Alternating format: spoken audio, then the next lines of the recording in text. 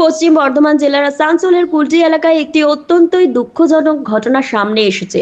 একটি পরিবারের দুই সদস্যের স্বাভাবিক মৃত্যুকে কেন্দ্র করে এলাকায় চাঞ্চল্য ছড়িয়েছে। মৃতদেহের নাম রাজা মুখার্জি ও সন্ধ্যা মুখার্জি বলে জানা গেছে।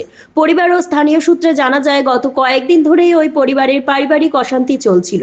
বৃহস্পতিবার ভোর রাতে এই মর্মান্তিক ঘটনা ঘটে। ঘটনার সময় বাড়িতে আগুন লাগার ঘটনা ঘটে বলেই জানা গেছে।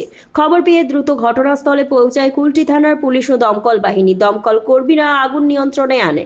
পুলিশ সূত্রে জানা গেছে, রাজা মুখার্জি একটি বেসরকারি কারখানায় গানম্যান পদে কর্মরত ছিলেন।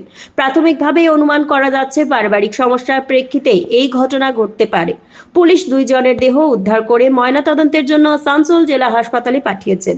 পুরো বিষয়টা খতিয়ে দেখা হচ্ছে। ওর মায়ের সঙ্গে একটা ছেলের ঝামেলা হয়েছিল, ঝামেলার পর সব মিটমাট হয়ে যায়। নিয়ে তারপরে আবার কোনো হবার পরে তো আমাকে হঠাৎ মারতে থাকে। আমার হাত পা সব ফুলে আছে। কদিন আগে আমি ভয়ে, বুধবারেরই ঘটনা, বুধবার দিন। হ্যাঁ, নিয়ে আমি সকালে মেয়ের বাড়ি চলে যাই কাশীপুর, ওখানে যাই। তারপরে ঠিকই ছিল, তারপর হঠাৎ রাত্রেবেলায় আমার ভাগিনে খবর দিচ্ছে যে এরকম ব্যাপার ঘটনা ঘটে গেছে। কি হয়েছে বলুন তো? হ্যাঁ, নিচে ঘরে আগুন জ্বলছিল। ওর মাকে বলছে, আমি তো দেখিনি। ওর মাকে প্রথমে গুলি করেছে, গুলি করে তারপরে নিজের সুইসাইড করে সব খতম হয়ে গেছে। তো বন্দুক পেলো কোথা থেকে?